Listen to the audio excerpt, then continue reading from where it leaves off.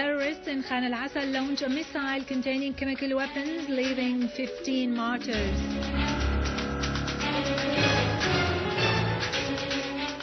An official foreign ministry source dismisses as groundless reports about bombs dropped by Syrian warplanes inside Lebanese territories.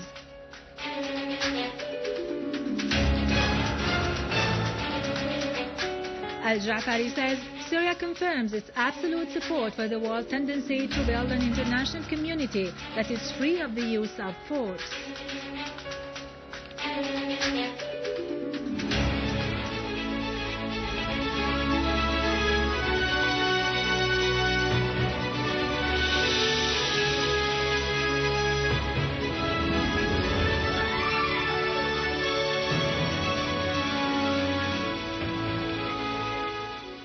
Good afternoon, I am Yarado Krikorian from the News Center in Damascus. Terrorists fired a rocket containing chemicals into the area of Khan al-Assal in Aleppo countryside. Initial information tells that 26 people, mostly civilians, were killed and many others were injured. The following TV footage from inside Aleppo University Hospital shows some cases of injuries caused by toxic gas. A medical source asserted that the injuries were as a result of the inhalation of toxic phosphorus chemicals. طبعا مشاهدينا نحن الآن داخل مشفى حلب الجامعي.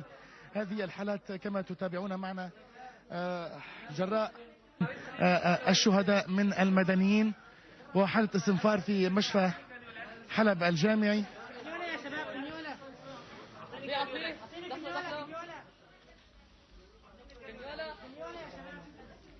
Information Minister Omran al-Zarbi has held the opposition responsible for the crime that was committed in Khan al-Assal in Aleppo. He said the terrorists launched a missile that carried chemical materials from Kafar Da'il in An-Nayrab in Khan al-Assal district. He warned that this crime was a dangerous escalation and the first reaction to the Arab League Council ministerial meeting's decision. The minister said the use of internationally prohibited weapons is a dangerous turning point in the course of events in Syria at the security and military levels. He criticized the silence of the world community toward the states that finance, arm and provide shelter to the terrorists. المادة الموجودة في الصاروخ تؤدي فورا إلى الإغماء ثم إلى الاختلال.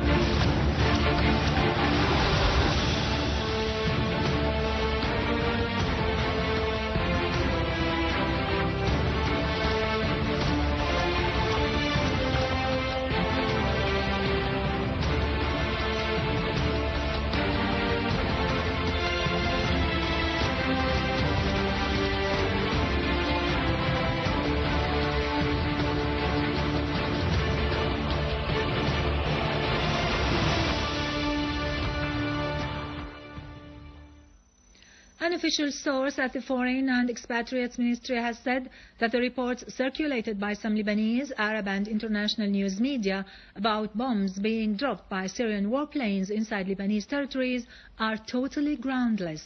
In a statement, the source said that some countries that pursued a hostile policy against Syria through arming and funding the armed terrorist groups have promoted this false news. The source added that the ministry confirms as absolutely baseless such reports and asserts its respect for Lebanese sovereignty and keenness on Lebanon's security and stability. Iran has affirmed that the insistence of certain states to send weapons to the terrorists in Syria and refrain from presenting any assistance to halt the violence constitutes an act of international terrorism. Iran denounced the flagrant foreign intervention in Syria's internal affairs. The Iranian Assistant Foreign Minister Hussein Amir Abdullahian said, "The solution in Syria is purely political, and the Syrian people will not allow others from abroad to take decisions on their behalf." He pointed out that the recent acts of the terrorist groups against the Syrian people and the opposition that believes in national dialogue have failed. He called on all sides to resort to national and constructive dialogue with the Syrian government. The Russian Special Envoy to African States, Deputy Foreign Minister Mikhail Markelov, has said the BRICS group member states do not accept foreign intervention in Syria's internal affairs. And Markelov said the BRICS summit, due to be held in South Africa on the 26th and 27th of this month, will discuss the general course based on the principle of enabling the Syrians alone to solve their own problems.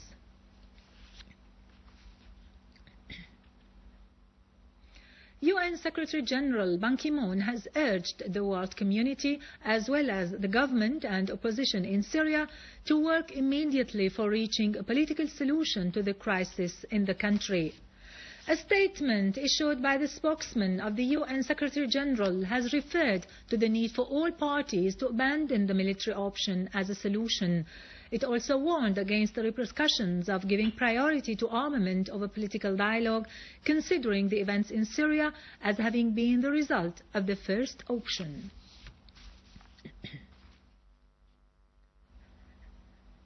Syria's permanent UN representative Bashar al-Ja'fari has voiced Syria's support for the world's tendency to build an international community free of using force, where the principles of the UN Charter based on justice, equality and peace prevail. Syria is ready to take part in any international effort to achieve that goal and help come out with a concluding document that meets the aspirations of our people and governments, al-Ja'fari said in a speech at the United Nations Conference on the Arms Trade Treaty held yesterday. He added that any future treaty on arms trade has to reiterate the states' right, according to the UN Charter, particularly Item 51, to acquire all suitable means to preserve their national security and stress the rights of the peoples who live under foreign occupation to self-defense and self-determination.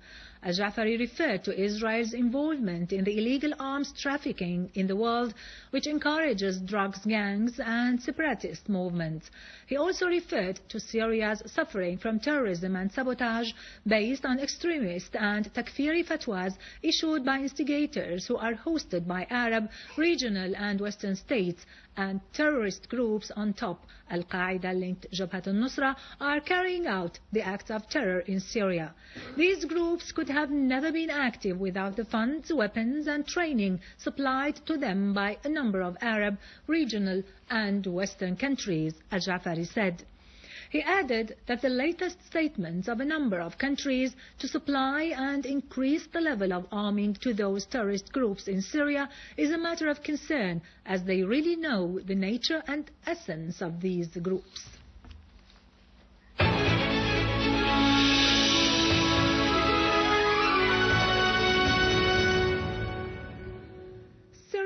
Arab army targeted a terrorist group in the village of Nizariya in Al-Qusayr of Homs countryside, killing many terrorists. The terrorists killed included Khaled al-Rai, who was known as one of the most dangerous terrorists in Al-Qusayr. Syrian Arab army also killed many terrorists who were hiding in An-Nur Mosque west of the schools in the neighborhood of Karim Shamsham. Meanwhile, at the crossroad of Al-Haik, authorities arrested Muhammad Faisal Hilal and Yahya Farhan al-Khuli, who are wanted for smuggling weapons. Syrian Arab army units continued their confrontation of the armed terrorist groups that attack citizens and commit acts of sabotage and looting in some areas in Idlib countryside. A unit of the valiant Syrian Arab army targeted today the gatherings of terrorists in Al-Mahamid Valley and Hajj Valley to the west of Idlib city and in some surrounding farms, killing and injuring many terrorists and inflicting heavy casualties on them. The Syrian Arab army also continued chasing terrorists in Ma'arat al-Nu'man and the surroundings of Wadi al-Daif and Hamdiya, killing most of them and destroying their vehicles and weapons. Another army unit confronted terrorists that tried last night to attack two military posts in Fayloun and Dreamland near the city of Idlib, killing many of them, while the rest ran away into neighboring farms.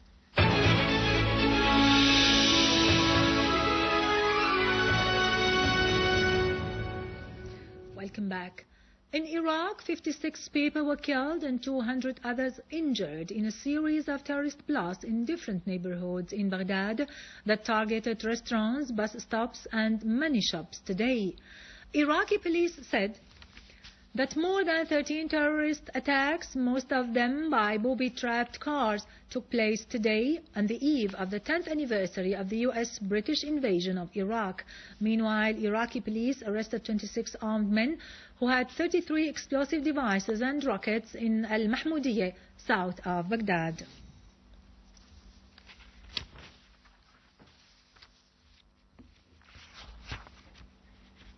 In the Vatican, an inaugural Mass was held today for the Pope Francis I on top of the Catholic Church. The Mass was attended by a number of world leaders in addition to thousands who gathered in St. Peter's Square.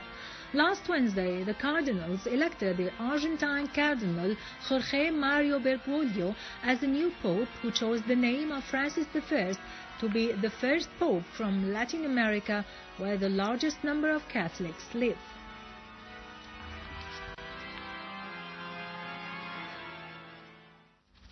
With this, we end our news for today. Thank you for watching. For more news about Syria and the region and to view this bulletin again, you can always visit our website in English, syriaonline.sy. Now to latest business and market news with Nariman Qassam after a short break.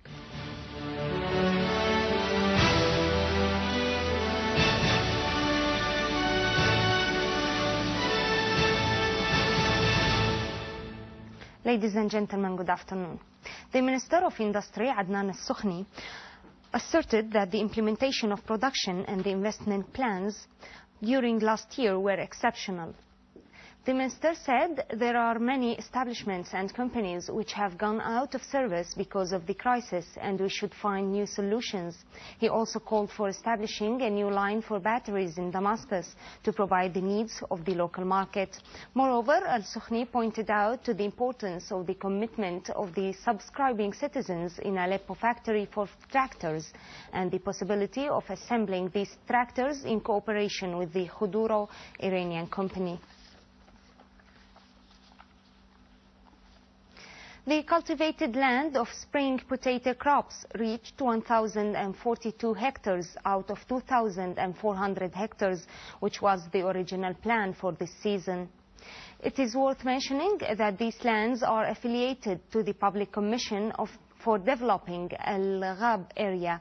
The associated manager of the Commission said that the reason behind the decrease in the cultivated lands is due to the difficulties in providing fuel, the high costs of labor, in addition to the inability to plant these crops within the current crisis.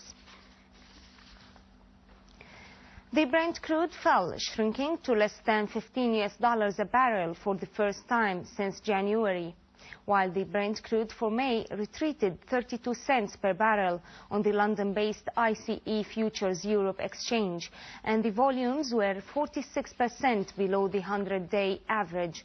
On the other hand, U.S. crude oil futures were high in early dealings of Asia, near $94 per barrel.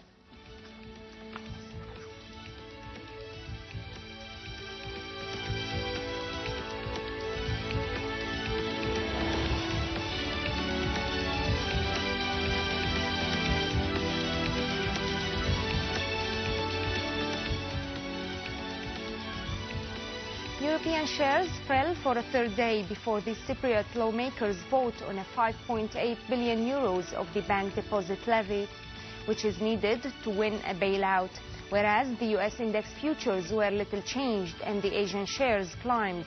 The Nikkei index rose 1.5% after the market registered its biggest fall in 10 months.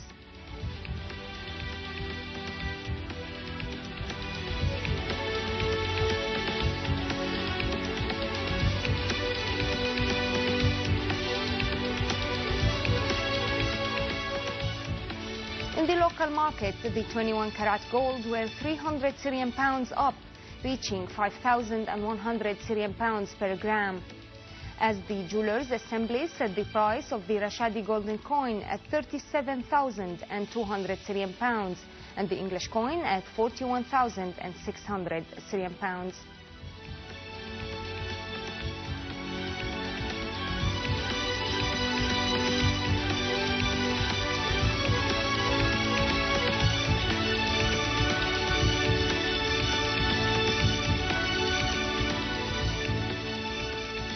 The yen weakened for the first time in 4 days against the US dollar before changing leadership at the Bank of Japan amid speculations for an expanded monetary easing, while the Japanese currency declined against most of its major peers as the Asian shares rebounded from yesterday's biggest drop in more than 7 months.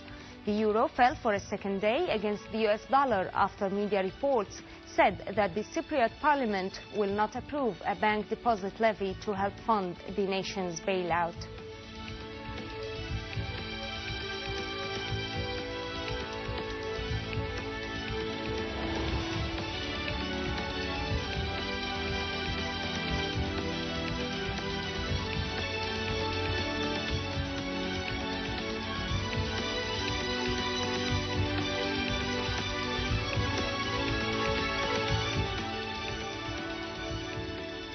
Ladies and gentlemen, this was our economic news for today. Thank you for watching. Goodbye.